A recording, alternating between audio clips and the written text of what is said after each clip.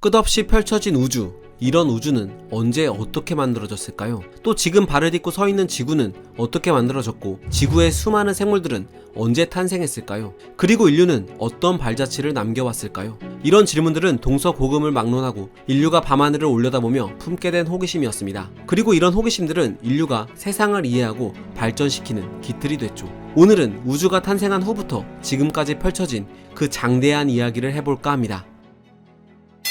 138억 년 전 태초에 작은 점이 있었습니다. 그리고 어느 순간 이 점이 빵 하고 터지며 빅뱅이 시작됐죠. 빅뱅 후 10의 마이너스 37승초부터 10의 마이너스 32승초 사이에 우주는 무려 10의 50승배 가까이 커졌는데, 이때 우주는 작은 소립자들이 자유롭게 돌아다니는 플라즈마 상태였습니다. 과학자들은 당시 우주를 손으로 한 움큼 움켜진다면 그 무게가 코끼리 25마리를 움켜진 것만큼의 무게일 거라고 말하죠. 그런데 빅뱅 이후 4억 년 전까지만 해도 우주는 암흑시대였습니다. 아직 별이 만들어지기 전이었기 때문인데요.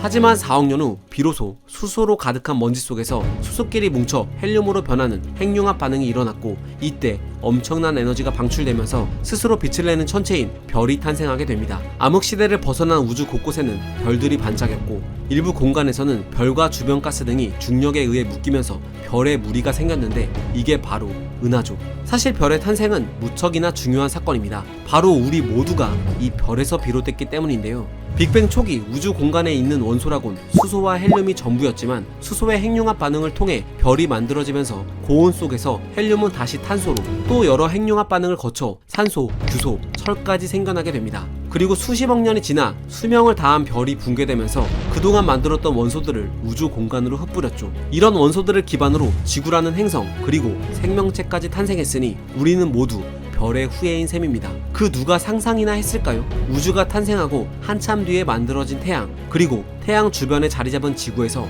우주 탄생의 비밀을 밝혀내려는 생명체가 나올 거라고 말이죠.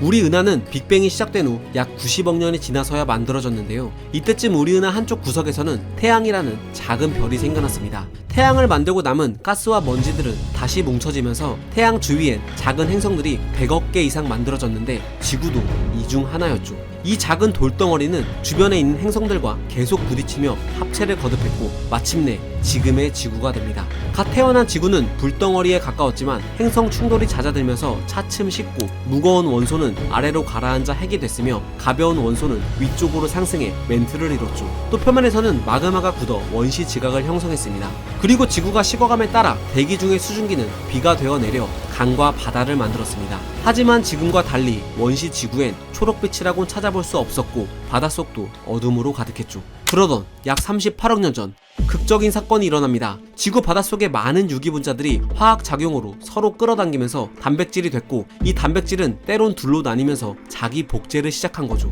그러다가 이 단백질은 거품 같은 막에 둘러싸이면서 세포막을 지닌 원시 세포가 됐는데, 이들은 막 안으로 RNA라는 자기 복제에 필요한 분자를 끌어들여 복제를 해나갔죠. 이후에는 RNA보다 안정적인 DNA를 복제에 이용하는 원시 세포가 등장하며 급속도로 그 수를 늘려나갔습니다. 그리고 약 18억 년이 흐르고 나서야 다른 원시 세포를 삼켜 공생을 하는 거대한 세포가 생겨났습니다. 바로 진핵세포였죠. 화합물로 에너지를 만드는 세포를 삼킨 녀석은 나중에 동물세포가 됐고, 빛으로 광합성을 하는 세포를 삼킨 녀석은 훗날 식물세포가 됩니다. 하지만 진정한 세포의 등장에도 불구하고 지구의 바다는 무려 10억 년 동안 고요했습니다. 아주 단순한 소수의 다세포 생물들만 있었기 때문인데요. 우리는 이들을 에디아카라 동물군이라 부릅니다. 그러던 약 5억 4천만 년 전 바다에서는 또 하나의 큰 사건이 벌어집니다. 불과 1000만 년도 안 되는 짧은 기간 동안 약 3문에 불과했던 생물군이 무려 38개의 문으로 늘어나는 사건이 펼쳐지는데, 바로 캄브리아기 대폭발이었죠.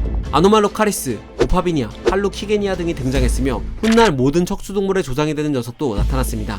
일부 과학자들은 이런 생명 대폭발의 원인을 눈의 등장과 연결짓는데요. 캄브리아 초기 빛을 감지할 수 있는 기관을 갖게 된 생물의 등장이 생태계의 경쟁 시스템을 불러일으켰다는 주장이죠. 원시적인 눈을 갖게 된 사냥꾼은 더 이상 바다에 떠다니는 유기물이 아닌 영양가 좋은 생물을 잡아먹기 시작했고, 이에 뒤질세라 먹히는 쪽도 눈은 물론 포식자의 공격을 막아줄 딱딱한 껍데기나 위협적인 가시, 재빠르게 도망칠 수 있는 지느러미 등을 갖추며 다양해졌습니다.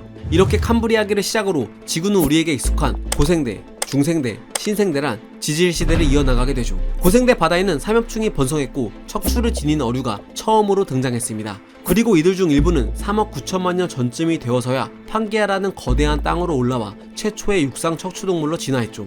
빅뱅이 시작된 후 134억 년 만에 펼쳐진 일입니다. 한편 고생대는 고사리 같은 양치 식물도 육상에 진출해 거대한 숲을 이룬 시기이며 거대한 곤충이 번성하기도 했습니다. 이때 번성했던 식물들은 죽은 뒤 땅에 묻혀 먼 훗날 석탄이 되는데요. 고생대의 자세한 내용은 제가 예전에 제작한 고생대 연대기 영상을 참고하면 좋을 것 같습니다. 어쨌든 수많은 생명들이 바다와 땅을 점령해 나갔던 고생대는 약 2억 2,500만 년 전 대규모 화산 폭발에서 비롯된 페른기 대멸종으로 막을 내립니다. 해양 생물종의 95%, 육상 척추동물의 70%를 전멸시킨 어마어마한 사건이었죠. 하지만 언제 그랬냐는 듯 지구에는 다시금 생명이 싹트기 시작했습니다. 바닷속에서는 어룡과 수장용이, 육지에서는 공룡이, 하늘에서는 익룡이 번성하며 중생대 지구는 바야흐로 파충류 시대를 맞이합니다. 또한 이때는 은행나무나 소나무 같은 거시식물이 번성했고 중생대 말에는 꽃을 피우는 속시식물도 자리잡았죠. 물론 설치류 같은 포유류도 살았지만 공룡의 그늘에 가려 겨우 명맥만 유지했습니다. 한편 생명만큼이나 지구의 환경도 크게 달라졌는데요. 중생대에 접어들면서 한데 모여있던 대륙들이 점점 멀어졌고 극지방, 밀림, 초원 등 지역별로 다양한 기후가 형성되며 지구는 보다 다채로운 행성으로 변했죠. 그러나 약 6,500만 년 전 지금의 멕시코 유카탄 만도에 지름 10km 정도의 소행성이 떨어집니다.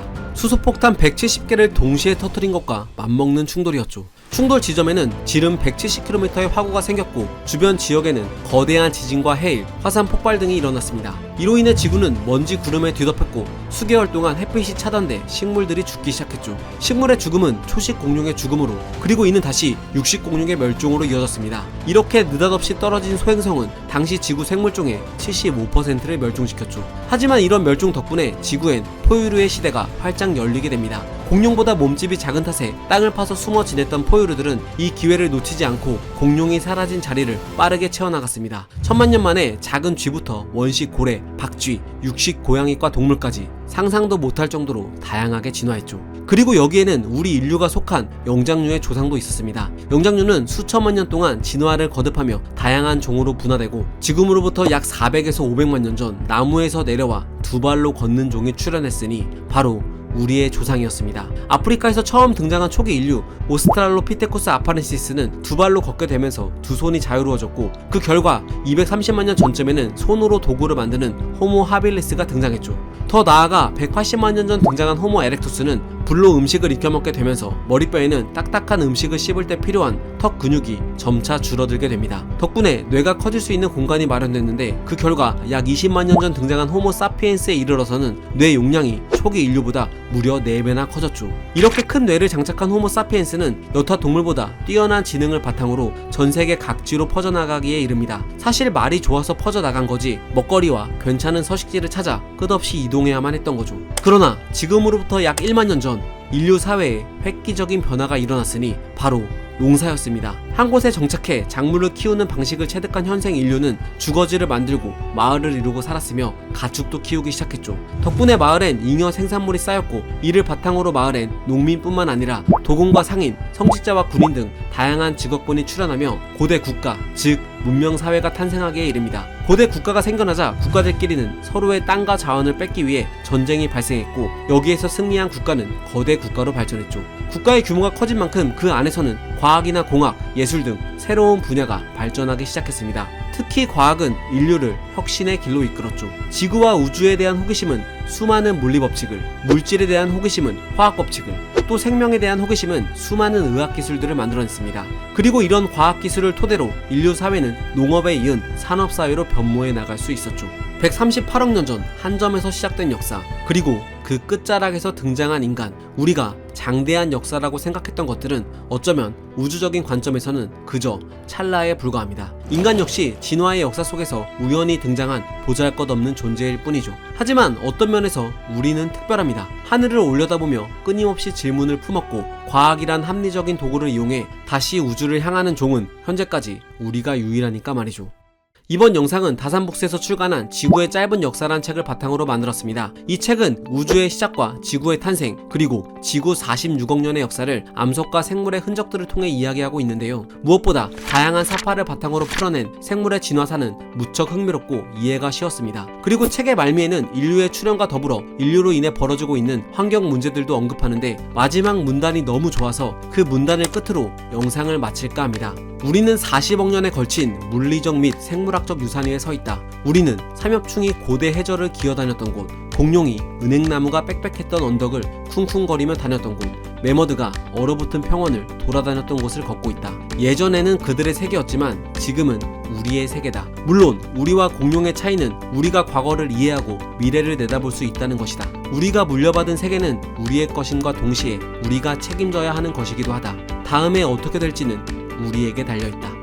과학은 세상을 보는 창, 지금까지 과학 드림이었습니다. 감사합니다.